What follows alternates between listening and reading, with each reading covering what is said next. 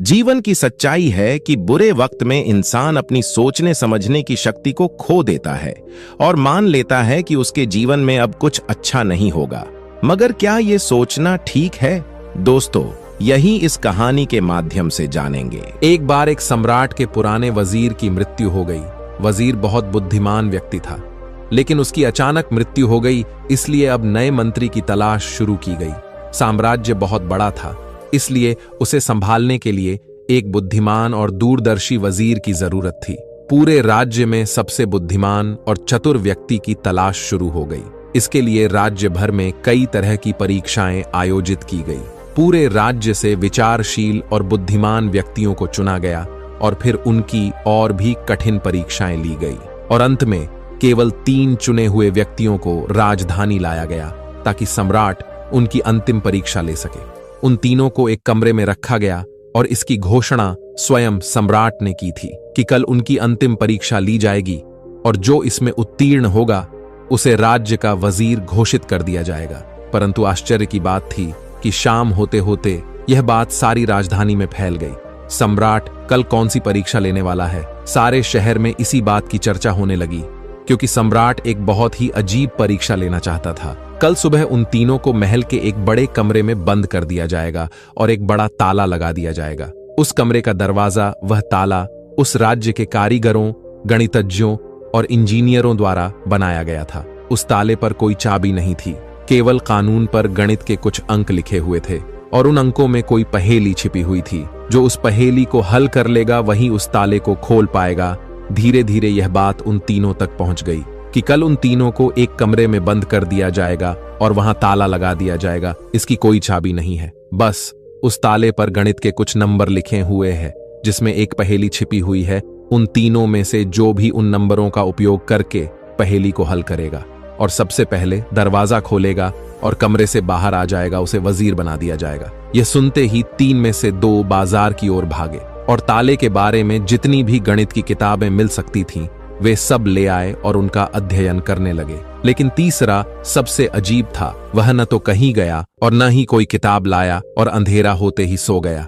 बाकी दोनों ने सोचा कि शायद डर के मारे उसने परीक्षा न देने का निर्णय लिया, या हो सकता है उन्हें विश्वास ही न हो कि जो खबर सामने आई है वह सच है। लेकिन फिर भी उन्होंने कोई मौका छोड़ना ठीक नहीं समझा, क्योंकि यह जीवन में एक बार मिलने वाला मौका था। वे पूरी रात जागकर किताबें पढ़ते रहे, ताला विज्ञान से संबंधित जो भी साहित्य था। जब सुबह हुई तो तीसरा व्यक्ति उठा और उन तीनों को सम्राट के सामने पेश किया गया। वहां उन्हें पता चला कि यह अफवाह सच थी। उन तीनों को एक बड़े कमरे के अंदर बंद कर दिया गया था जिसके बाहर ताला लगा हुआ था, कुछ गणितीय अंकों के साथ अंकित। आप तीनों में से जो भी इन अंकों में छुपी पहेली को सुलझा लेगा वह दरवाजा खोल सकेगा, और जो दरवाजा खोलकर पहले मेरे पास आएगा मैं उसे अपना वजीर बना लूंगा। मैं बाहर आप तीनों का इंतजार करूंगा। इतना कहकर बादशाह चला गया। वे दोनों व्यक्ति जिन्होंने पूरी रात पढ़ाई की थी कुछ किताबें लाए थे। दरवाजा बंद होते ही उसने अपने कपड़ों में छुपी हुई उन किताबों को बाहर निकाला और ताले पर लिखे नंबरों को एक कागज के टुकड़े पर लिखकर उनका हल ढूंढने लगा। लेकिन तीसरे व्यक्ति ने कुछ नहीं किया। उसने अपनी आंखें बंद कर लीं और कमरे के कोने में चुपचाप बैठ गया। उसे बैठा देखकर वे दोनों हंस पड़े और ताना मारते हुए बोले, क्या तुमने हार मान ली? कुछ करो तो कुछ होगा। उन्हें लगा कि उसने हार मान ली है। वह डरा हुआ है और कुछ भी प्रयास नहीं करना चाहता। लेकिन उसके मन में शांति थी, स्थिरता उसकी आंखों में झलक रही थी। वह परेशान नहीं लग रहा था, वह बैठा हुआ था। तभी अचानक उसे कुछ सूझा। वह उठकर दरवाजे के पास आया और धीरे से उसे धक्का दिया, और क्या, दरवाजा खुला। वह कमरे से बाहर चला गया। लेकिन दोनों आदमी अपनी किताबों में खोए हुए थे। उन्हें पता ही नहीं चला कि तीसरा कमरे से बाहर चला गया है। उन्हें तब पता चला जब सम्राट तीसरे व्यक्ति के साथ अंदर आए और कहा, अपनी ये किताबें बंद करो। जिसे बाहर जाना था वह तो बाहर जा चुका है। यह देखकर वे दोनों दंग रह गए और पूछा, तुम बाहर कैसे निकले? फिर बादशाह ने कहा कि ताला तो बंद नहीं था, क्योंकि बंद ताले तो खोले जा सकते हैं। लेकिन कैसे? क्या तुम वह ताला खोलोगे जो बंद नहीं किया गया है? यह आदमी आप में से सबसे बुद्धिमान है, क्योंकि इसने बुद्धिमान होने का पहला परिचय दिया है। ताले पर लिखे नंबरों को हल करने से पहले यह पता लगाने की कोशिश करता है कि ताला बंद है या नहीं।